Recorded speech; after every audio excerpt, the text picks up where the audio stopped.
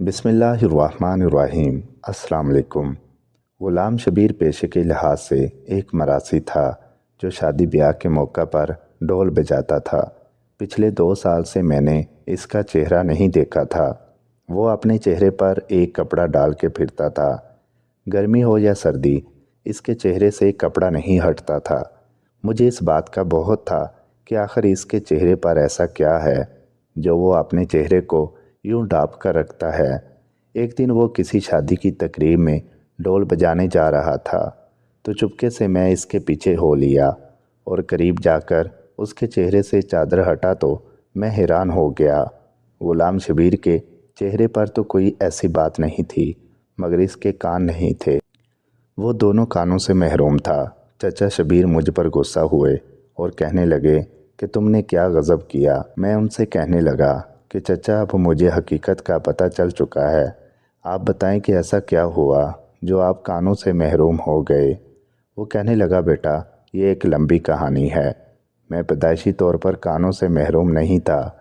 मेरा बाप भी शादी ब्याह पर ढोल बजाता था और उसे देखते हुए मैं भी ऐसा ही करने लगा।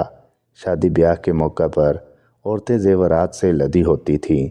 मेरे दिमाग में एक शैतानी तरकीब आई। मैं ऐसी औरतों को टारगेट करता था जो जिस्मानी तौर पर कमज़ोर और बूढ़ी होती थी। उनके कानों से बालियां छीन कर भाग जाता। उनके कान लहू लहान हो जाते थे और इनकी चीखें बुलंद होती, मगर मैं भागने में कामयाब हो जाता था। मैं इन सोने की बालियों को शहर में जाकर बेच देता और काफ़ी पैसा कमाने लगा। मैंने ढोल बजाने का पेशा छोड़ दिया और इसी पेशे को अपना लिया। मैंने शहर में एक नया घर ख़रीदा और बीवी को गांव से शहर ले गया। बीवी मुझसे पूछती थी कि इतना पैसा कहाँ से आया, तो मैं झूठ बोलता कि शहर में मेरा एक कारोबार है। मेरी आखिरी वारदात ने मेरे दिन बदल दिए।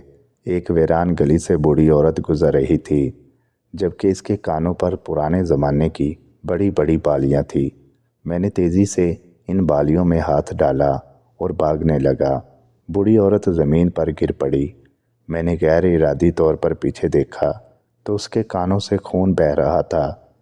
मेरा दिल पिघल गया और वापस इसकी मदद के लिए भागा, मगर लोगों का हजूम जमा हो चुका था और मुझे भागना पड़ा। मैं बोझल दिल के साथ भाग रहा था। वो बालियाँ एक बूढ़ी फकीरनी की झोली में डाली और घर चला गया। घर पहुंचा तो पता चला कि हमसाई मेरी बीवी को हस्पताल ले गई है। डॉक्टर ने बताया कि आपकी बीवी का ऑपरेशन होगा।